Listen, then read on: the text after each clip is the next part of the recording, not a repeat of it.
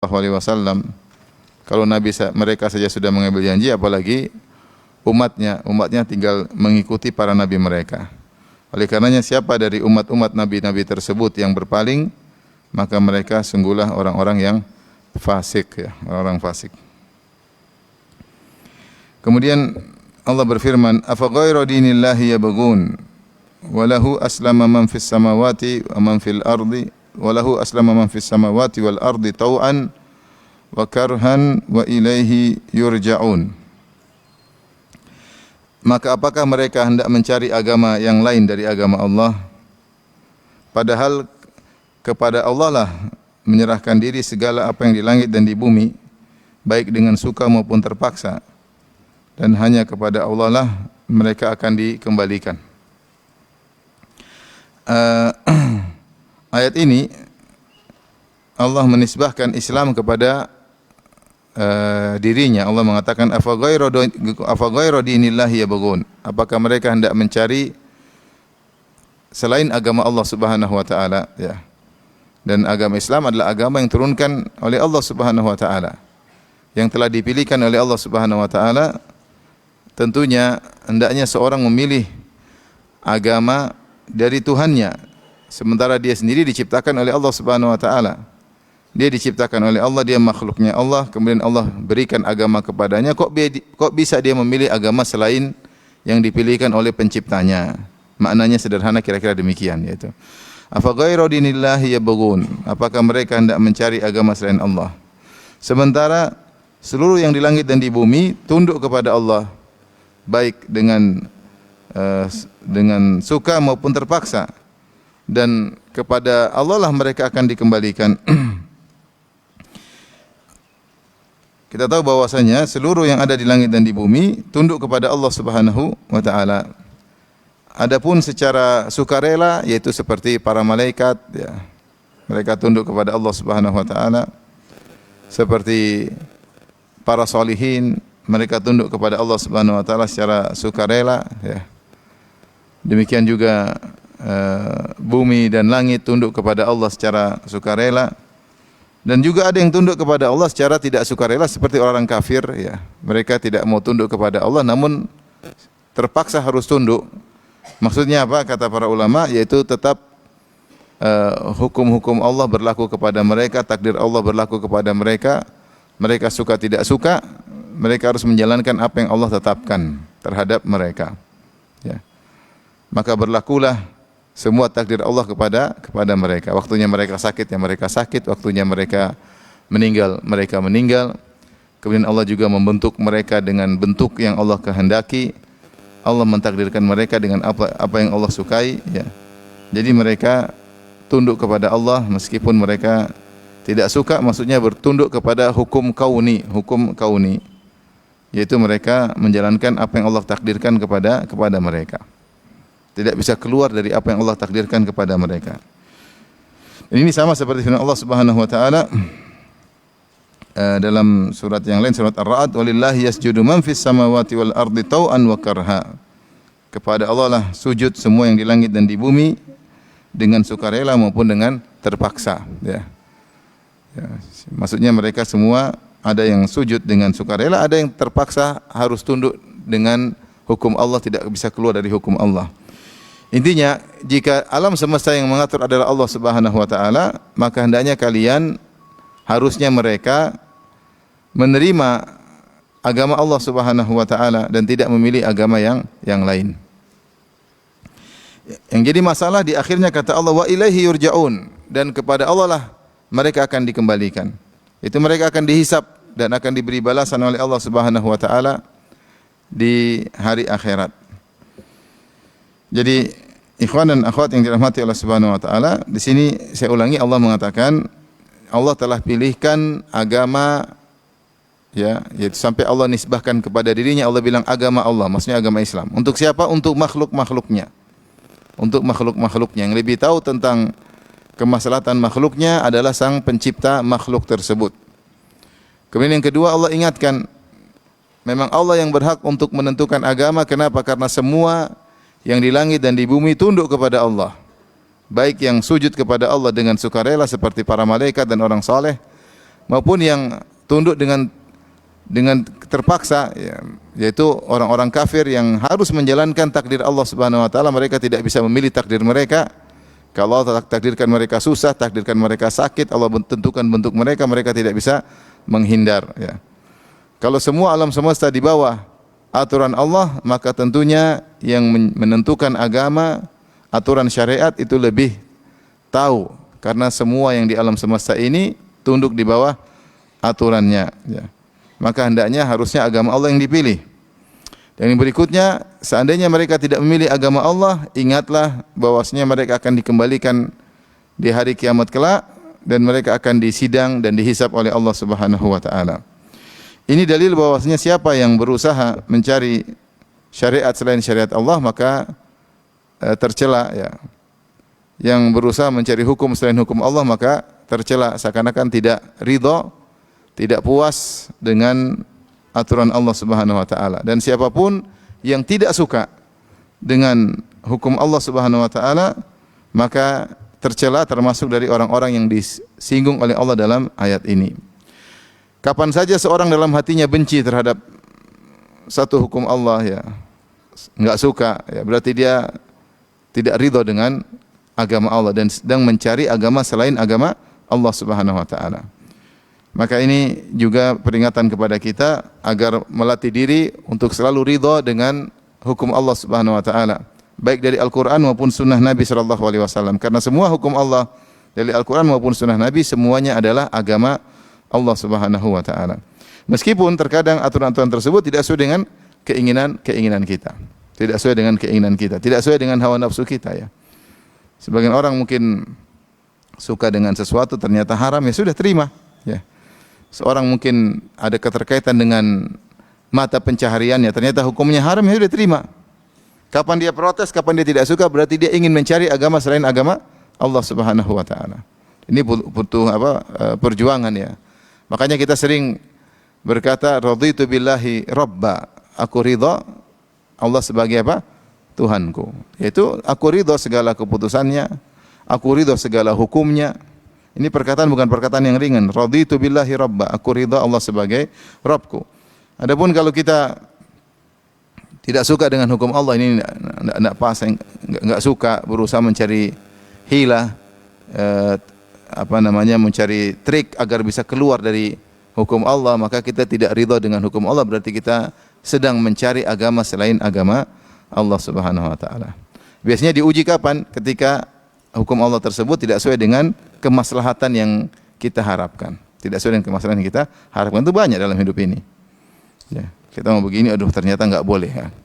Kok enggak boleh sih? Nah, dalam hati timbul seperti itu. Berarti kita sedang mencari hukum atau agama selain agama Allah Subhanahu wa taala. Kenapa riba tidak boleh? Kenapa musik haram, ya? Kenapa seperti terutama misalnya wanita hukum warisan, kenapa harus seperti ini? Ya, ini namanya tidak ridha dengan agama Allah, padahal Allah sudah pilihkan agama Allah dan dia pantas memilihkan karena dialah pencipta kita, lebih tahu tentang maslahat kita, dan dia pengatur alam semesta. Dia lebih tahu tentang yang terbaik bagi penghuni alam semesta tersebut. Dan ingat, kalian ridha enggak ridha, cari agama selain agama Allah, kalian akan dimintai pertanggungjawabkan, dipanggil oleh Allah pada hari kiamat kelak. Dan ini juga sindiran kepada orang-orang Yahudi dan Nasara yang mereka tidak mau menerima Islam. Kenapa? Tidak sesuai dengan hawa nafsu mereka. Mereka maunya agama itu melalui jalur Bani Israel, ras mereka orang Yahudi. Ketika agama datang melalui ras Arab, mereka tidak mau, ya. Mereka tidak mau. Berarti mereka ingin cari hukum selain hukum Allah. Mereka ingin mencari agama selain dari agama yang Allah pilihkan. Allah telah pilihkan nabi terakhir dari ras Arab, harusnya mereka terima. Setelah itu Allah berfirman, "Qul amanna billahi wa ma unzila alaina wa ma unzila ala Ibrahim wa Ismail wa Ishaq wa Yaqub wal asbat.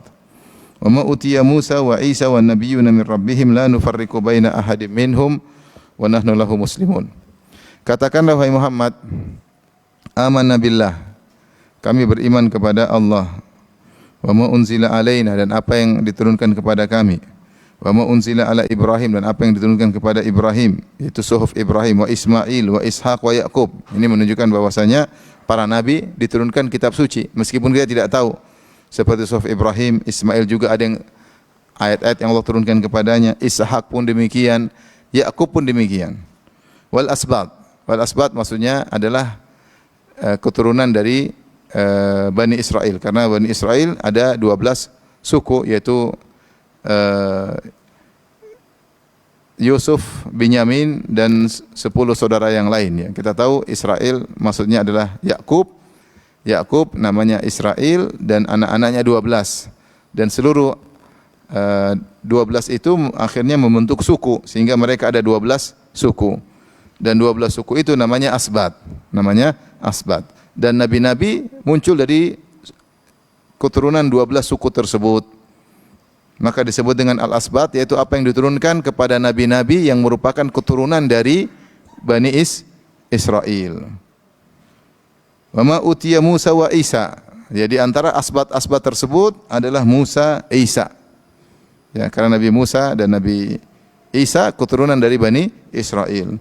Wan nabiyyu min rabbihim, dan juga para nabi-nabi dari Rabb mereka ya.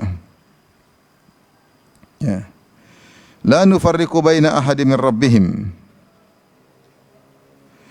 Kami tidak membedakan seorang pun dari mereka, wa nahnu lahu muslimun, dan hanya kepada Allah kami menyerahkan diri.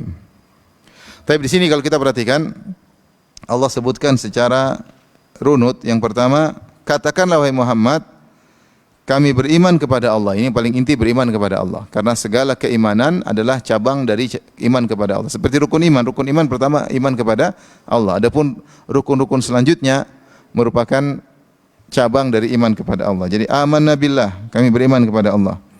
Wa ma unzila alaina, itu Al-Qur'an, dan apa yang Allah turunkan kepada kami, yaitu kepada Muhammad dan kepada pengikutnya.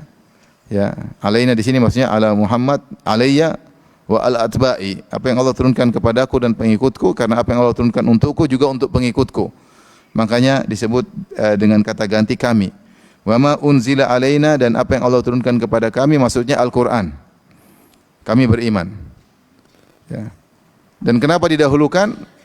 Karena Al-Qur'an adalah muhaimin, yang menentukan ya mana dari kitab suci yang masih benar dan mana yang sudah menyimpang.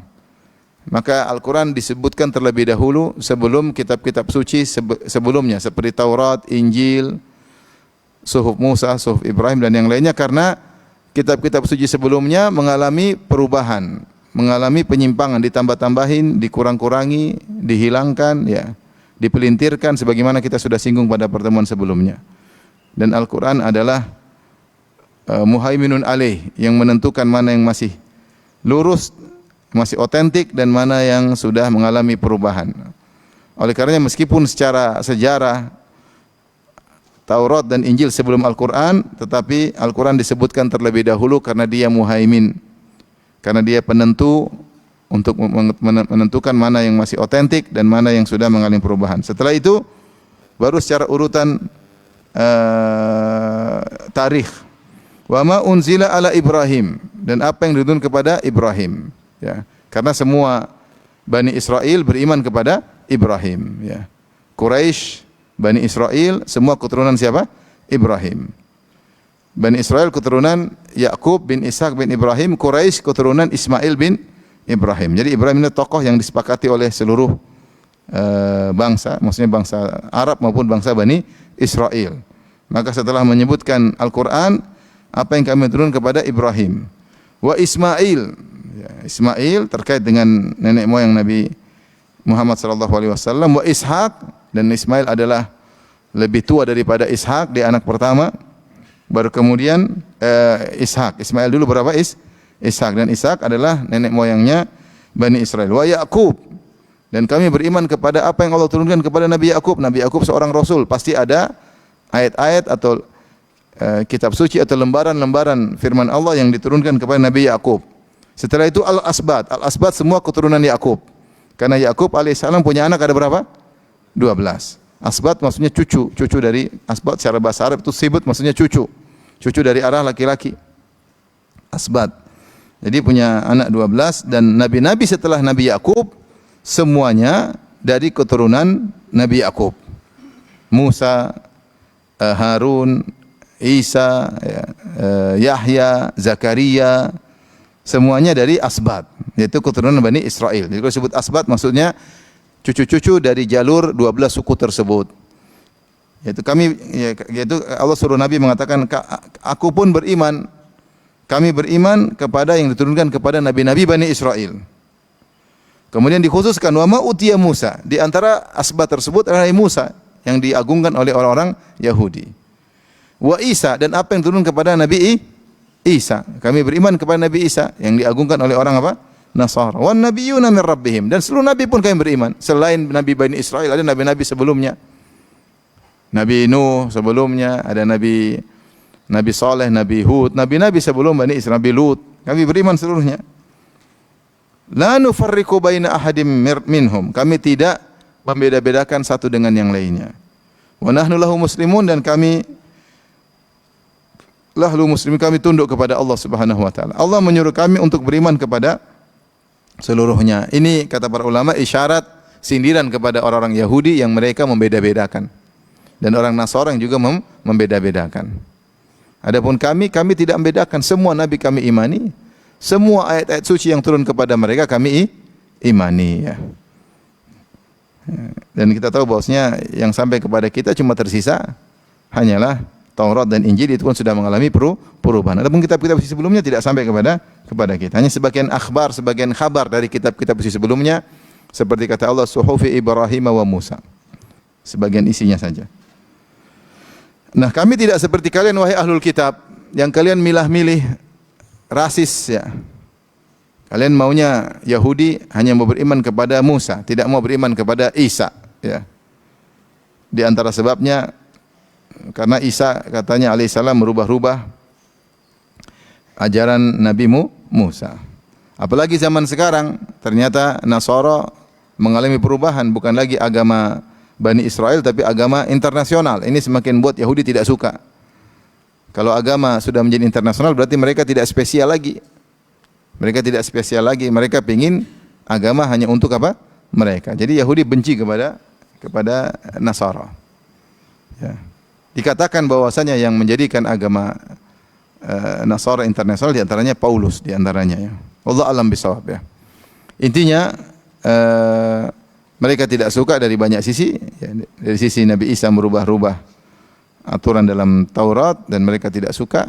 Mereka anggap Taurat harga mati, tidak bisa dimansuhkan hukum apapun di situ. Sementara Nabi Isa, ya, wa uhilla lakum ba'dha alladhi hurrima alaikum. Kata Allah, Nabi Isa berkata, aku ingin menghalalkan sebagian yang Allah haramkan bagi kalian. Nah, ini Nabi Isa berubah, mereka tidak mau. Yang berikutnya, Nasara zaman sekarang menjadikan agama Nasrani sebagai agama internasional. Semua suku bisa beragama Nasrani, ini membuat Yahudi semakin tidak suka karena mereka maunya agamanya cuma agama dari untuk Bani Israel. Demikian juga Nabi Isa, pengikut Nabi Isa sekarang Nasara hanya mau beriman kepada Nabi Isa, Nabi Musa. Adapun Nabi Muhammad SAW mereka tidak mau, ya.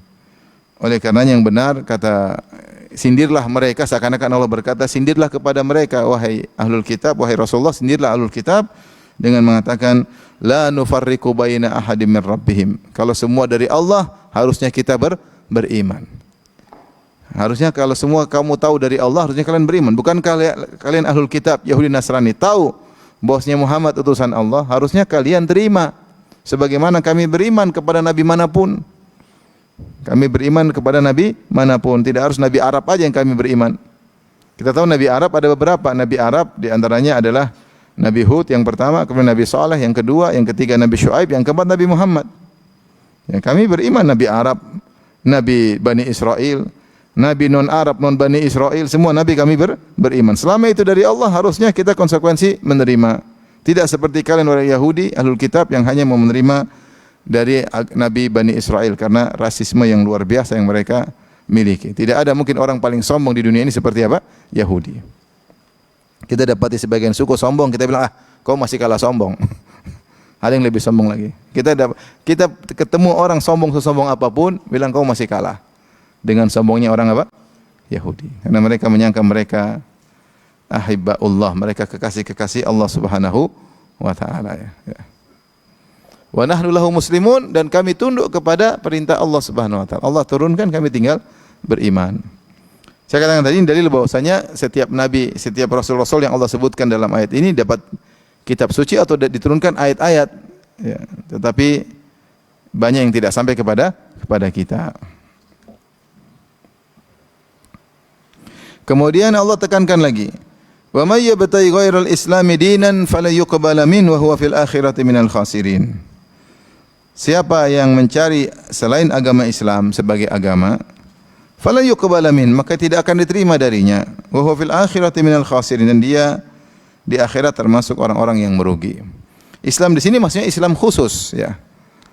Yaitu Islam yang dibawa oleh Nabi Muhammad sallallahu alaihi wasallam yang Allah sebutkan dalam ayat yang lain, inna dina indallahi al-Islam, dalam surah Al-Maidah.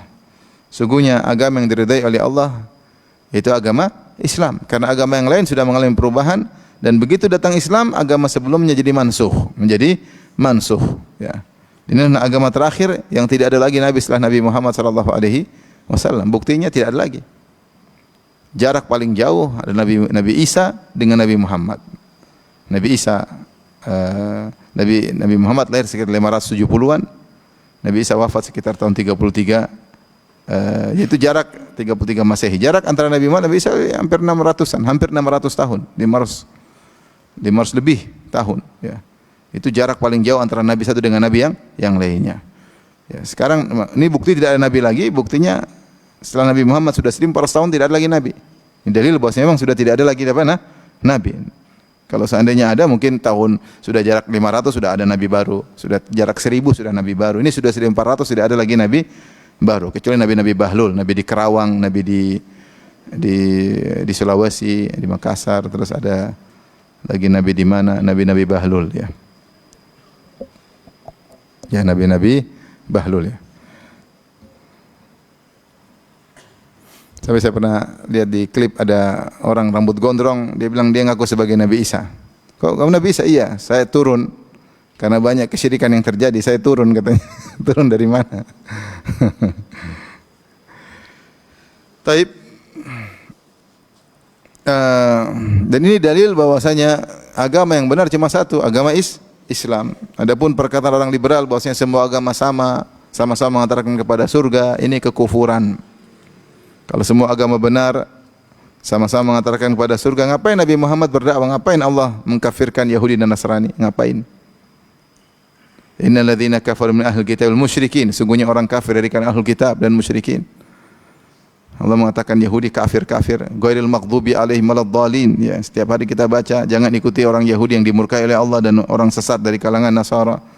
Ya.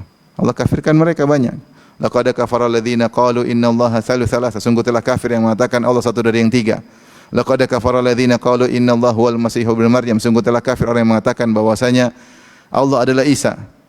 Sungguh telah kafir yang mengatakan Isa adalah putra Allah. Allah kafirkan mereka semuanya. Terus datang orang belakangan mengatakan enggak, semuanya sama. Semuanya masuk surga. Maka orang yang mengatakan agama-agama lain juga masuk surga, maka kafir. Hukumnya apakah? Kafir. Bukan cuma haram. Kafir. Kenapa kafir? Karena dia telah mengkafirkan ayat-ayat dalam Al-Quran yang menyatakan mereka orang-orang kafir. Kalau mereka tidak kafir, terus syirik apa lagi yang ada di alam semesta ini? Menyatakan Allah punya anak, terus tidak musyrik ya. Kufur kepada Nabi Muhammad tidak dikatakan kufur, mereka kan kufur kepada Nabi Muhammad. Terus kita bilang, oh enggak apa-apa, mereka juga mukmin. Ngeri seperti ini ya. Meskipun kebaikan mereka sebaik apapun ya. Maka ini akidah sudah kita yakini sejak kita masih kecil. Agama yang benar adalah agama apa? Islam. Ini namanya eksklusivisme. Dan itu dianut oleh seluruh agama. Semua agama eksklusif. Orang Yahudi merasa paling benar sendiri enggak? Mereka merasa mereka yang masuk surga enggak? Ya. Orang Nasrani begitu juga enggak? Orang Nasrani sama, mereka merasa mereka masuk surga kalau tidak beriman kepada Nabi Isa sebagai putra Allah yang ditebus oleh Allah. Allah kirim putranya untuk disalib, untuk menebus dosa-dosa, juru selamat. Siapa yang tidak beriman kepada Nabi Isa sebagai putra Allah, juru selamat, dia tidak akan selamat. Aku diutus untuk domba-domba yang tersesat. Kita dianggap sesat kalau tidak beriman Nabi Isa sebagai juru selamat. Ini eksklusivisme. Sama Yahudi, Nasrani sama dengan Hindu, Buddha. Kalau orang Hindu kalau ada keluarganya yang masuk Islam, dibiarkan? Enggak dibiarkan. Dihajar, diboikot, ya. Kenapa? Karena mereka merasa sesat. Yang berhak benar cuma orang Hindu. Buddha apalagi? Ya. Teman saudara-saudara kita dibantai di sana di luar negeri, ya. Kenapa? Karena dianggap menyimpang, tidak benar. Jadi setiap agama eksklusif. Terus kita enggak boleh merasa eksklusif. Maka datang orang-orang bahlul zaman ini, orang-orang liberal, meskipun titelnya doktor, profesor, ya, bilang semua agama sama. Yang ngomong begitu cuma orang-orang Islam bahlul. Orang Nasara enggak ada gembar-gembar seperti itu. Ada orang Nasara, hampir tidak ada. Mungkin ada yang terpengaruh liberal, tapi hampir rata-rata tidak. Yang fanatis mana? Ya, mereka mengatakan kita aja yang masuk surga. Apalagi Yahudi. Yahudi mana? Yahudi yang liberal. Yahudi liberal bilang semua agama benar. Kalau semua benar, ngapain mereka bunuhin saudara-saudara kita di Palestina? Enggak ada. Jadi orang-orang Islam aja yang goblok, ya. Kemudian bilang semua agama apa? Sama. Masuk surga sama-sama. Kalau semua agama, ngapain kita Islam? Lebih enak agama lain. Minum bir oke. Buka aurat oke. Nonton film oke. Ya enggak? Ngapain Islam? Kalau semua masuk surga, ngapain saya Islam? Kalau saya semua masuk surga, ngapain saya mending rubah agama saya? Lebih fleksibel. Kita Islam ini enggak boleh, itu enggak boleh. Ini enggak boleh, itu enggak boleh. Oleh karenanya mereka ini benar-benar merusak agama, akidah, dan merusak moral. Setelah mereka bilang semua agama masuk surga, kemudian mereka rubah lagi syariat. Syariat dirubah, hukum-hukum Islam dirubah. Ya, seenaknya mereka sendiri, ya. Hukum waris dirubah, hukum ini dirubah, hukum ini dirubah, yang haram jadi halal, yang halal jadi haram. Terserah mereka, ya. Homoseksual boleh, nikah sejenis boleh, subhanallah. Ya. Khamr boleh dalam kondisi tertentu, ya, kata mereka, untuk menghangatkan badan. Fatwa macam-macam, ya. Jadi jilbab tidak wajib, silakan buka jilbab, ya. Kalau lihat fatwa mereka ngeri. Oleh karenanya di sini jelas Allah berfirman, "Wa may yabtaghi ghairal islami dinan fala yuqbal min." Siapa yang mencari agama selain Islam tidak akan diterima. Tidak akan diterima oleh Allah. Kemudian Allah tekankan, "Wa huwa fil akhirati minal khasirin." Dan dia di akhirat termasuk orang yang merugi, akan masuk neraka, akan masuk neraka jahanam. Akan masuk neraka jahanam. Maka ini di antara dalil bahwasanya agama yang benar cuma Islam.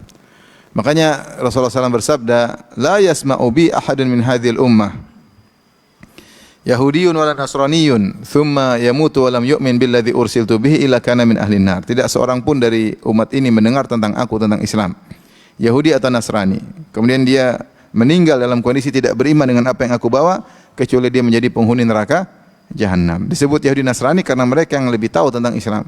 Kalau mereka saja yang pengikut kitab suci yang sudah berubah tidak selamat, apalagi yang selain mereka, ya. Inilah keyakinan kita, eksklusivisme, bahwasanya kita merasa kita yang paling benar. Itu benar, itu akidah kita. Karena kita satu-satunya agama yang bertauhid, yang lain semua syirik. Yang lain semuanya apa? Syirik.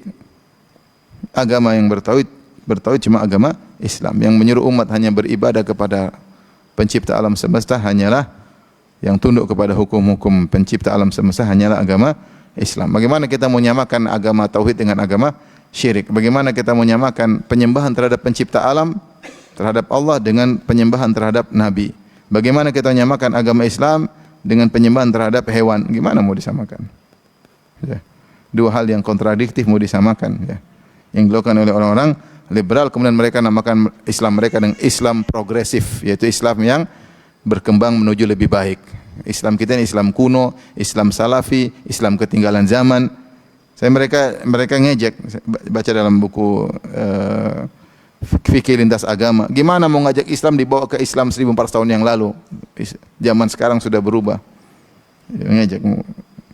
Jadi mereka menamakan diri mereka dengan Islam progresif, yaitu Islam yang mengalami perubahan lebih baik menuju neraka maksudnya.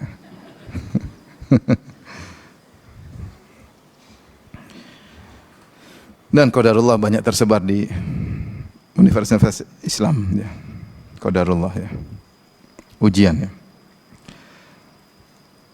Taib ini juga disebutkan Ibnu Katsir terkait ayat ini, siapa yang mencari agama selain Islam di antaranya pelaku bid'ah, tidak puas dengan ajaran Rasulullah sallallahu alaihi wasallam. Rasulullah mengatakan khairul huda huda Muhammad sallallahu alaihi wasallam.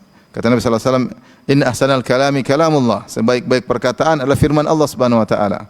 Wa khairul huda huda Muhammad sallallahu alaihi wasallam. Sebaik-baik petunjuk Nabi Muhammad sallallahu alaihi wasallam.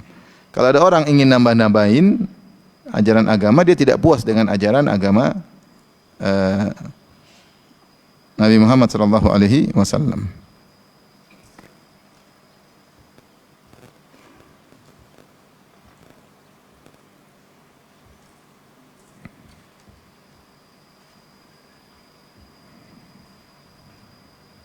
Ini dibawakan oleh Ibnu Katsir. Ibnu Katsir menafsirkan ayat ini, beliau berkata rahimahullah, kama qala Nabi sallallahu alaihi wasallam fil hadis as-sahih, man amila amalan laisa alaihi amruna fahuwa rad. Siapa yang melakukan satu amalan yang tidak ada perintah dari kami maka tertolak.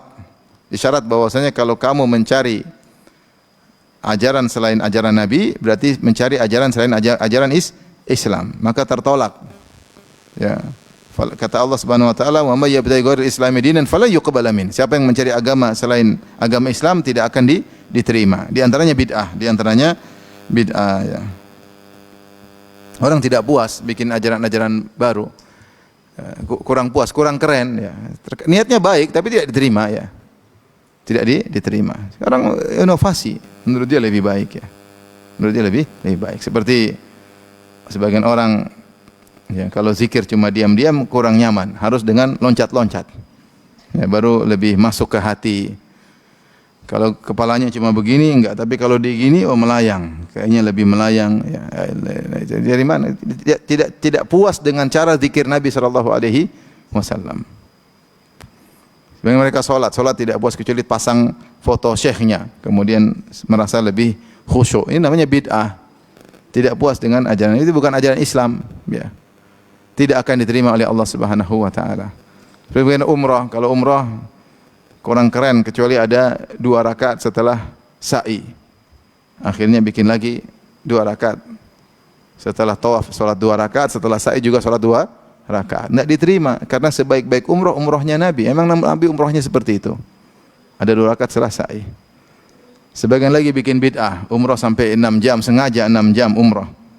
Sampai di zikir berdoa lama-lama di Safa dan Marwah sampai berjam-jam. Dari mana ajaran seperti itu? Emang Nabi umrahnya sampai segitu? Ini merepotkan umat ya. Mungkin lebih khusyuk, lebih enggak, jangan pakai perasaan. Umrah terbaik umrahnya siapa? Nabi. Ini umrah sampai doa berjam-jam, umrah dari mana seperti itu ya? Mungkin keren, pengikutnya lebih senang, lebih khusyuk, tapi bukan dari Nabi sallallahu alaihi wasallam. Nabi umrah biasa. Naik ke atas, turun cepat, tidak lama. Ya, doa secukupnya. Menyengaja harus doa. Mungkin bawa buku doa kepanjangan harus selesai. Ya ini dari mana seperti itu? Ya.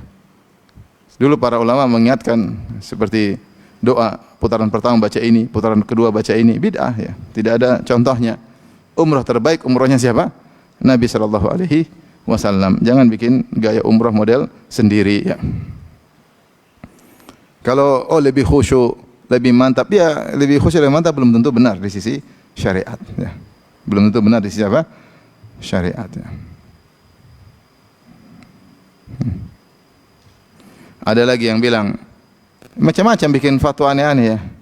Harus haji, kenapa haji sekarang fardu kifayah, bukan sekedar sunnah, karena fardu kifayah pahalanya lebih besar karena wajib. Yang bilang haji sekarang fardu kifayah itu kalau enggak ada yang haji. Baru kemudian kita haji supaya tetap ada orang yang haji. Ini sekarang haji sudah nunggu-nunggu. Terus memotivasi orang untuk ayo ikut. Ini karena fardu kifayah. Ini fardu kifayah gimana? Orang sudah pada haji semua. Ini pahalanya lebih besar, beda dengan pahala sunnah. Ini membohongi umat ya. Membohongi umat, semua orang termotivasi untuk haji tapi bikin pahala sendiri. Dibilang fardu apa?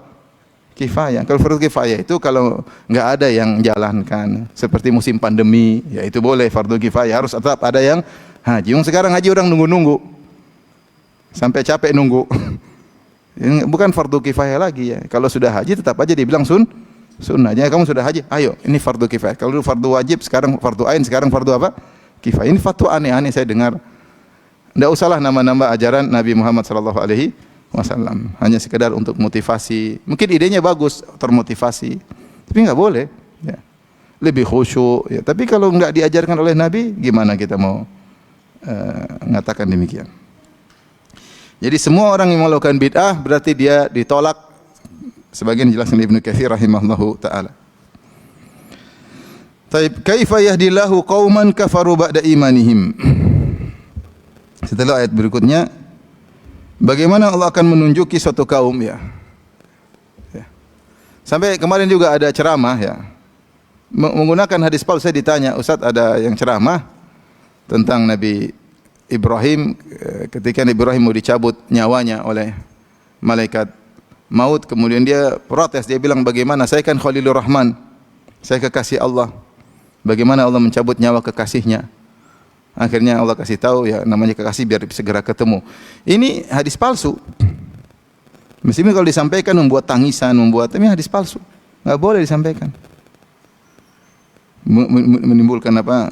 Dramatis atau apa? Sedih bagaimana? Tapi hadis palsu mau disampaikan gimana? Terus juga kelazimannya Ibrahim tidak terima perintah Allah. Padahal Ibrahim alaihissalam dipuji oleh Allah, wa Ibrahim alladzi waffa. Dan Ibrahim yang selalu menunaikan perintah Allah. Allah berfirman dalam ayat yang lain, wa idz ibtala Ibrahim rabbuhu bikalimatin fa atammahun. Ketika Allah memerintahkan Nabi Ibrahim dengan perintah-perintah dan dia sempurnakan. Ibrahim tidak pernah protes, selalu sempurna dalam menjalankan perintah. Bahkan ketika diperintahkan untuk menyembelih anaknya hanya lewat mimpi, bukan dari perintah Allah, bukan malaikat datang, mimpi. Dan mimpi cuma sekali. Ibrahim langsung kerjakan alaihissalam. Karena dia tahu perintah Allah, dia tidak pernah protes, dia tidak bilang tunggu perintah 2 kali, 3 kali, enggak. Ini sudah cabut nyawanya dia protes. Ya, katanya kekasih Allah, kenapa? Ini tidak boleh seperti itu.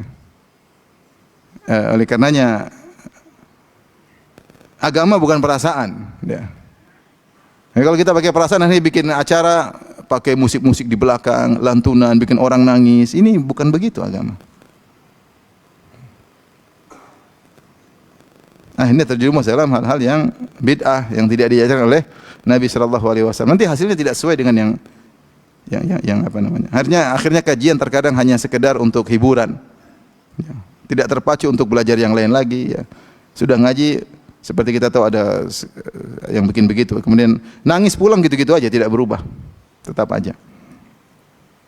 Oleh karenanya tidak usah bikin acara-acara atau bid'ah-bid'ah yang tidak diajarkan oleh Nabi Muhammad sallallahu alaihi wasallam karena tidak diterima oleh Allah Subhanahu wa taala. Agama bukan perasaan. Ya. Agama pasti baik untuk kaum muslimin ya. Jangan karena perasaan kita ini kayaknya kurang keren, kita tambah-tambahin. Kayaknya kurang khusyuk, kita tambah-tambahin, akhirnya kita keluar dari ajaran Nabi Muhammad sallallahu alaihi wasallam. Allah berfirman, "Kaifa yahdillahu qauman kafaru ba'da imanihim?" Bagaimana Allah menunjuki suatu kaum yang kafir sesudah mereka beriman. Wa syahidu anna rasulah haq, serta mereka telah mengakui bahwasanya Rasulullah itu adalah benar. Wa ja'ahumul bayyinat, dan Rasulullah telah mendatangkan keterangan-keterangan yang jelas. Wallahu la yahdil qaumadz zalimin, sesungguhnya Allah tidak memberi petunjuk kepada kaum yang zalim. Di sini Allah menyebutkan ya tentang Yahudi dan Nasara ya. Mereka kafir padahal mereka telah beriman, tahu benar tentang Nabi Muhammad sallallahu alaihi wasallam. Allah mengatakan ya, falamma ja'ahum ma arafu kafaru bih. Tatkala datang kepada mereka Nabi Muhammad yang mereka kenal, mereka justru kafir. Mereka justru kafir ya. Kata Allah, alladzina atainahumul kitaba ya'rifunahu kama ya'rifuna abna'ahum. Dan orang-orang kami berikan Alkitab, yaitu Yahudi dan Nasara, ya'rifunahu, mereka kenal Nabi Muhammad SAW kama ya'rifuna abna'ahum, sebagaimana mereka mengenal Nabi anak-anak mereka. Mereka sudah menanti-nantikan kedatangan Rasulullah SAW, bahkan mereka sengaja tinggal di Hijaz, di Madinah, dan di Khaybar dalam rangka menanti kedatangan nabi terakhir tersebut. Setelah mereka datang nabi tersebut, mereka justru kafir. Mereka justru kafir. Jadi Allah mengatakan kaifa yahdillahu qauman kafaru ba'da imanihim. Bagaimana Allah bisa beri petunjuk kepada suatu kaum yang mereka kafir setelah mereka imani. Mereka sudah beriman tentang Nabi Muhammad. Wa syahidu anna rasulullah haq, dan mereka tahu benar Rasul itu benar. Ayat-ayat yang dibawa oleh Nabi benar. Ajaran Nabi Muhammad benar, ya. Mereka tahu. Makanya dalam satu kisah ketika sebagian mereka terjerumus dalam perbuatan zina, pembesar-pembesar mereka, mereka bilang, coba kita enggak usah pakai Taurat, coba kita datang kepada Muhammad. Muhammad itu nabi rahmat, nabi baik. Siapa tahu hukumnya bukan zina, bukan rajam. Akhirnya mereka datang kepada Rasulullah, ya Rasulullah, bagaimana ke orang begini? Rasulullah, lihat aja di apa? Ternyata Rasulullah suruh buka apa? Taurat. Ternyata hukumnya rajam. Mereka menduganya akan ada hukum baru, ternyata tidak berubah, ya. Artinya apa? Mereka mengakui Nabi Muhammad adalah nabi yang benar. Wa syahidu anna rasulullah haq, dan mereka telah bersaksi Rasulullah itu benar. Wa ja'ahumul bayyinat, dan Rasulullah telah mendatangkan bukti-bukti. Jadi terkumpul kepada mereka tiga sebab mereka harusnya masuk Islam. Pertama, mereka sudah mengimani Nabi Muhammad. Sebelum Nabi Muhammad muncul sallallahu alaihi wasallam, mereka sudah mengimani tentang berita tentang Nabi. Yang kedua, wa syahidu anna rasulullah, dan mereka telah saksikan Rasulullah itu benar, datang nyata membawa dalil-dalil. Kemudian yang ketiga, wajahumul bayyinat, dan Rasulullah sudah datangkan bukti-bukti bahwasanya dia adalah benar. Kemudian mereka masih kafir. Maka Allah mengatakan bagaimana ya bisa dapat petunjuk kaum seperti ini. Yang bisa dapat petunjuk orang enggak ngerti dikasih tahu, ini mungkin. Udah ngerti malah membangkang. Udah ngerti malah ngeyel. Orang seperti ini sulit dapat hidayah. Jadi istibad, maksudnya Allah mengatakan sulit orang seperti ini dapat apa? Hidayah. Karena sudah tahu, beda yang belum tahu. Kalau belum tahu dikasih tahu jadi tahu. Udah tahu tetap ngayal, membangkang, ini agak susah. Wallahu la yahdil qaumadz zalimin. Allah tidak memberi petunjuk kepada orang zalim. Setelah itu Allah berfirman, ulaika jazaohum anna 'alaihim la'natullahi wal malaikati wan nasi ajma'in. Mereka itulah orang-orang yang balasan kepada mereka adalah laknat Allah dan laknat malaikat dan seluruh manusia. Mereka dilaknat oleh Allah, malaikat melaknat dan seluruh manusia melaknat mereka. Kenapa? Karena kesalahan mereka fatal. Mereka kafirnya bukan kafir biasa. Ada orang kafir karena enggak ngerti, ada orang kafir karena belum jelas. Ini mereka sudah jelas, sudah beriman, sudah bersaksi, sudah datang kebenaran, tetap kafir. Maka hukuman kepada mereka double juga, laknat Allah, laknat malaikat dan laknat seluruh manusia. Itu Yahudi dan Nasara yang tahu kebenaran tetapi sengaja meninggalkan kebenaran tersebut, ya. Ini ngeri, ya. Beda orang enggak tahu. Kalau enggak tahu ya mungkin ada uzur, mungkin dosanya kurang, atau masih samar-samar. Ya, tapi ini sudah tahu jelas terus masih meninggalkan, maka ini dosanya sangat parah. Kata Allah, khalidina fiha. Mereka kekal di dalamnya. Ya, ahlul kitab yang tidak beriman kepada Nabi setelah tahu kebenaran Nabi kekal di dalamnya. Terus orang liberal sekarang mengatakan kekal di surga. Allah bilang kekal di neraka, mereka bilang kekal di mana? Di surga. Subhanallah. La yukhaffafu anhumul adzabu wa lahum yunzarun. Tidak akan dikurangi azab mereka sedikit pun dan mereka tidak akan diberi tangguh, ya. Tidak akan diberi tangguh. Mereka waktunya diazab. Jadi di neraka tidak ada liburan, tidak ada apa? Liburan. Dan juga tidak ada batasan waktu, kekal. Tidak seperti Yahudi mengatakan lan tamassana an-nar illa ayyaman ma'dudat. Kami tidak akan ditimpa neraka kecuali hanya beberapa hari saja. Habis itu selesai. Hanya cuma seminggu paling. Setelah itu masuk surga. Enggak, khalidina fiha. Kata Allah, khalidina fiha. Kekal di neraka selama-lamanya. Bahkan bukan cuma itu, tidak dikurangi sedikit pun. Ya. Wala yukhaffa anhum min adzabiha. Tidak dikurangi azabnya sedikit pun, tidak ada. Terus diazab dan diazab tidak berkurang, ya. Alaiha malaikatun ghiladun syidad. Di neraka ada malaikat-malaikat yang kasar dan keras, perkataan keras, sikapnya kasar, bentak-bentak, ya, kepada penghuni neraka. Jangan berharap belas kasihan dari mereka, tidak ada belas kasihan. Mereka keras dan kasar, meminta dikurangi, enggak ada dikurangi. Wa nadaw ya Malik, ya, mereka mengatakan wa qala alladziina kafaru fi li khazanati jahannam adu rabbakum yukhaffif 'anna yawman minal adzab. Berkata penghuni neraka kepada penjaga-penjaga neraka, mintalah kepada Rabb kalian agar mengurangi azab kami meskipun sehari aja. Kasih pengurangan. Enggak ada pengurangan. Enggak ada pengurangan. Mereka minta mati enggak dimatikan. Waliyadzubillah ya. Walahum yunzarun, dan mereka tidak akan diberi tangguh. Waktunya diberi azab, akan tiba waktu azabnya. Setelah itu Allah berfirman, illal ladzina tabu min ba'di dzalika wa aslahu fa innallaha ghafurur rahim. Tetapi meskipun sulit dapat hidayah, tapi ada yang bisa dapat hidayah. Ada orang murtad dapat kembali ke Islam atau tidak? Ada. Ada orang pendeta akhirnya masuk Islam lagi enggak? Ada. Ada rabi akhirnya masuk Islam? Ada. Setelah dia mungkin tadinya membangkang, tadinya mikir-mikir dapat hidayah, akhirnya masuk Islam. Ada. Meskipun sedikit, ya. Makanya Allah mengatakan pada ayat 89, illal ladzina tabu, kecuali orang-orang yang bertaubat. Min ba'di dzalik, setelah itu. Saatnya dia bertaubat sebelum maut menjemputnya. Wa aslahu, dan melakukan perbaikan. Fa innallaha ghafurur rahim, sungguhnya Allah Maha Pengampun lagi Maha Penyayang. Di sini disyaratkan bertobat dan islah. Islah itu mengadakan perbaikan. Dia harus merubah diri. Ya, bahkan sebenarnya mengatakan jika dia pernah melakukan penyimpangan, dia harus menjelaskan, ya, sebisanya. Kalau dia pernah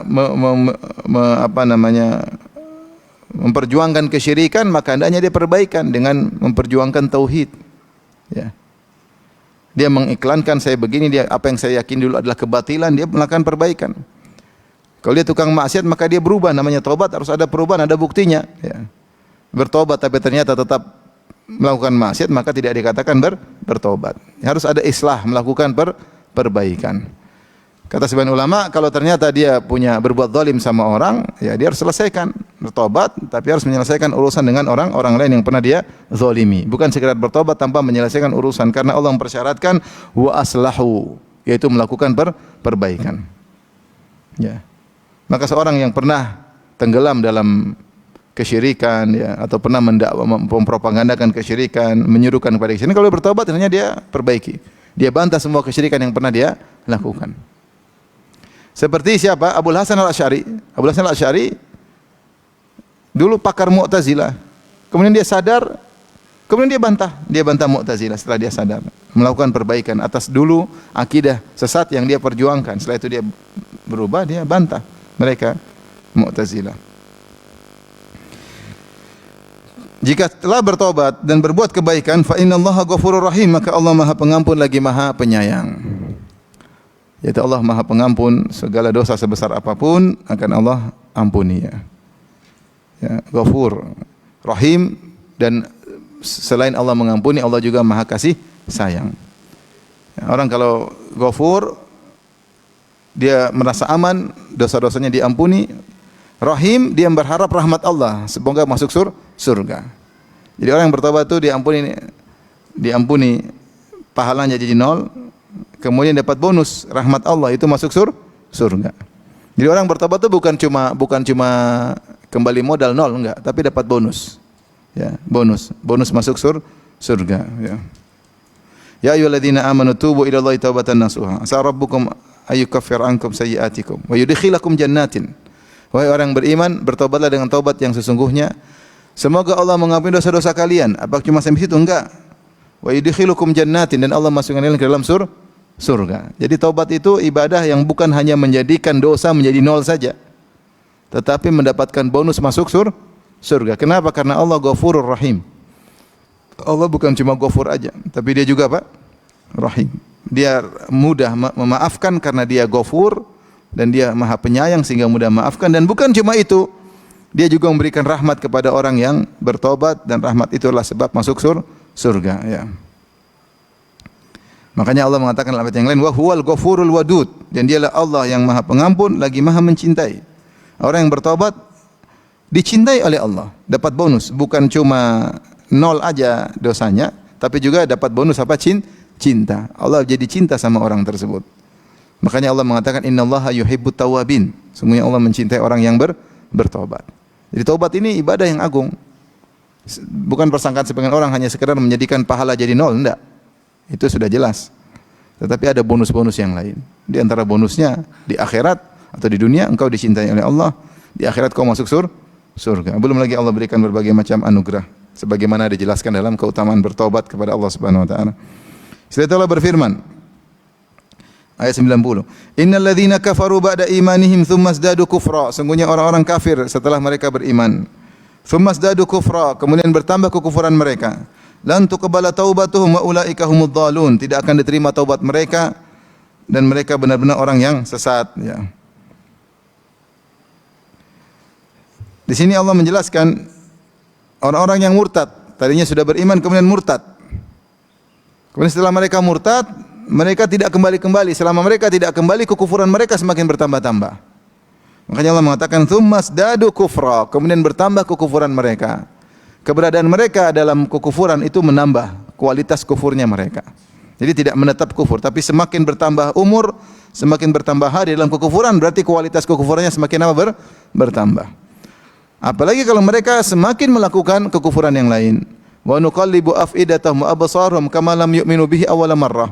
Kami balikkan hati mereka dan pandangan mereka, itu semakin kufur sebagaimana mereka tidak beriman di awal kali.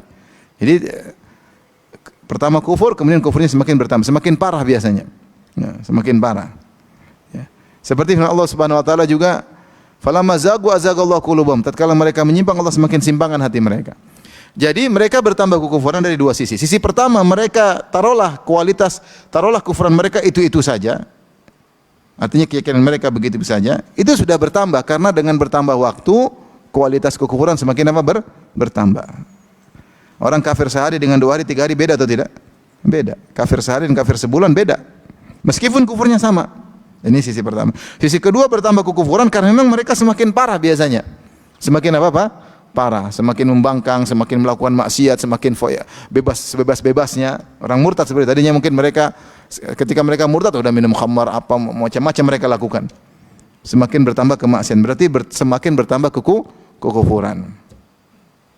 Allah mengatakan lan tuqbala taubatuhum, mereka tidak akan diterima taubat mereka, yaitu jika mereka meninggal dalam kondisi demikian, ya.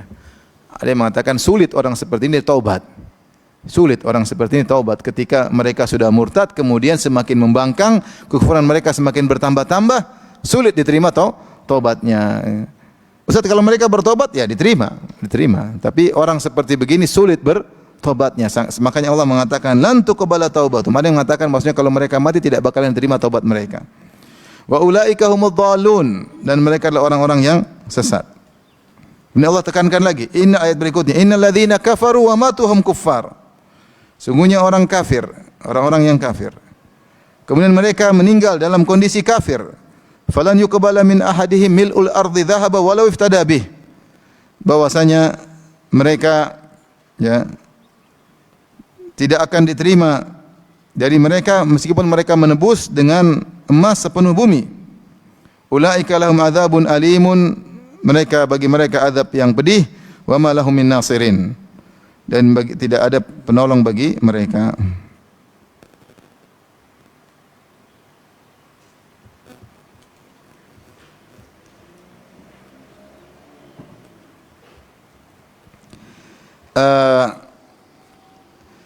Di sini Allah berfirman, innal ladzina kafaru wa matuhum kuffar. Sungguhnya orang yang kafir dan mereka meninggal dalam kondisi kafir.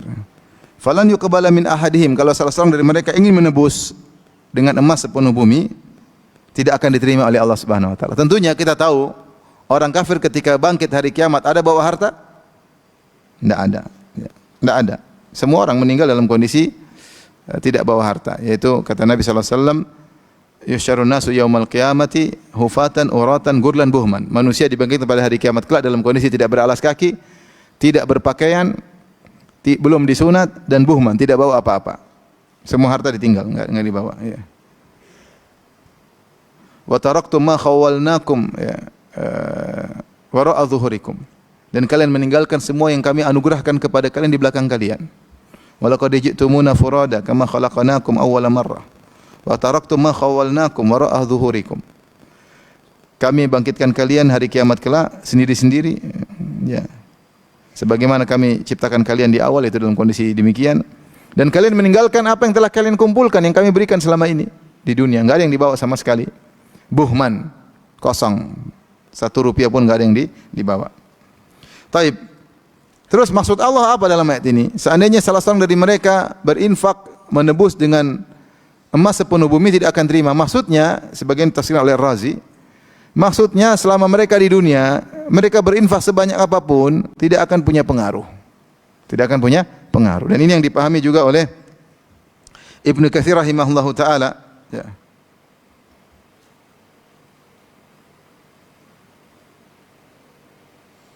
Ibnu Katsir juga mengatakan demikian. Walau kana qad anfaqa mithla ardi dhahaban, ya. Meskipun telah berinfak sebelumnya emas sepenuh bumi, maka tidak akan diterima oleh Allah Subhanahu wa taala.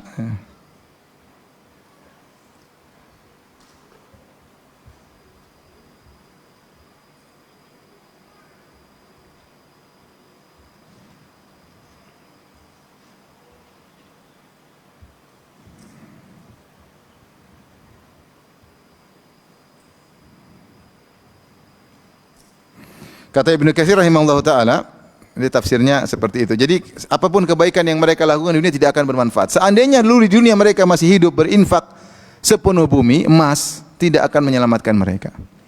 Kata Ibnu Katsir rahimahullahu taala, walau kana qad anfaqa mithlal ardi dhahaban fima yarahu qurbah, meskipun ketika di dunia dia telah berinfak sepenuh bumi emas ini dan dia anggap itu sebagai qurbah, ibadah, mendekatkan diri kepada Allah. Kama su'ila Nabi sallallahu alaihi wasallam an Abdullah bin Jud'an, sebagaimana Rasulullah SAW pernah ditanya tentang Abdullah bin Jud'an. Wa kana yukri dhaif, dan Abdullah bin Jud'an adalah seorang sangat dermawan, suka menjamu tamu. Wa yafukul ani, dan dia membebaskan tawanan. Wa yutimu ta'am, dan dia suka membagi-bagikan makanan. Hal yanfa'uhu dzalik, apakah bermanfaat kebaikan dia selama ini? Ini yang nanya siapa? Aisyah. Jadi Aisyah radhiyallahu anha, anaknya Abu Bakar, mereka adalah Quraisy dari Bani Taim, makanya Abu Bakar At-Taimi dari Bani Taim. Dan Abdullah bin Jud'an sama dari Bani Taim, Quraisy dari Bani Taim. Jadi nenek moyang mereka, maksudnya mbah-mbah mereka. Dan dia terkenal sangat dermawan. Makanya Rasulullah sering memuji Abdullah bin Jud'an. Wa qad du'itu ila dari Abdullah bin Jud'an. Ya, aku pernah diundang untuk diskusi di rumahnya Abdullah bin Jud'an dalam rangka menolong orang yang dizalimi. Ya, Abdullah bin Jud'an baik. Kemudian juga Rasulullah SAW waktu Abu Jahal mati di perang Badar, kata Rasulullah SAW, cari Abu Jahal. Kalau kalian tidak tahu wajahnya karena mungkin belum menendara atau terkena tikaman, sayatan, lihat di kakinya ada luka. Dulu saya dan dia diundang di rumahnya Abdullah bin Jud'an, undangan makan. Terus kami dorong-dorongan, saya dorong dia, dia jatuh, ada bekas luka di kakinya. Kalau kalian bingung Abu Jahal yang mana, ya. Jadi Abdullah bin Jud'an ini orang sangat baik, sering mengundang orang untuk makan di rumahnya. Sehingga Aisyah yang merupakan keluarga besar dari Bani Taim bertanya kepada Nabi, "Ya Rasulullah, bagaimana Abdullah bin Jud'an? Kana yukrid dhaif, suka menjamu tamu. Yasilur rahim, suka menjamu silaturahmi. Wa yafukul ani, suka memerdekakan orang yang tawanan, kan butuh biaya banyak. Orang ditawan bayar banyak. Wa yatumu ta'am, suka memberi makan. Apakah bermanfaat pada hari kiamat kelak?" Apa kata Nabi sallallahu alaihi wasallam? La, tidak ada manfaatnya. Innahu lam yaqul yauman minadh-dhahr Rabbi ghfirli khati'ati yaumiddin. Dia tidak pernah ngomong sekalipun, "Ya Allah, ampunilah aku di hari kiamat kelak." Tidak pernah sama sekali minta ampun kepada Allah, karena dia tidak beriman dengan hari kebangkitan. Sehingga dia musyrik, ya. Meskipun kebaikan dilakukan banyak, tidak bermanfaat. Bahkan dalam ayat ini Allah mengatakan, seandainya dia pernah berinfak emas sepenuh bumi ini, tidak ada manfaatnya. Kita bilang ada seorang pastor atau pendeta atau biarawati yang sangat baik, sangat sosial, sangat dermawan. Meskipun dermawannya sebenarnya sebumi ini isinya emas, dia dermakan, tidak bermanfaat. Tidak bermanfaat, apalagi tidak segitu, ya. Meskipun dia menyumbang untuk kaum muslimin, meskipun dia menyumbang untuk Gaza misalnya, emas sepenuh bumi ini tidak bermanfaat di akhirat kalau dia tidak beriman. Kalau dia beriman luar biasa. Tapi kalau tidak beriman percuma. Sama seperti Amr bin Huwail Khuzai. Kalau kita baca terjemah biografinya di Ibnu Katsir dalam Bidayah wa Nihayah, seorang sangat dermawan. Musim haji suka bagi-bagi onta gratis bagi jemaah haji. Tapi dia mati dalam kondisi musyrik. Maka dia, kata Nabi, yajurru qasbahu finnar. Aku melihat dia menggeret ususnya di neraka. Kata Allah, ulaika lahum adzabun alim. Mereka itulah orang yang mendapatkan azab yang pedih. Ya, percuma kau baik sama manusia tapi kau tidak baik sama Allah, percuma. Allah yang kasih kau nikmat sehingga kau bisa nyumbang kepada manusia, tapi kau tidak mentauhidkan sang pemberi rizki kepadamu. Terus apa faedahnya? Apa faedahnya? Tidak ada faedahnya.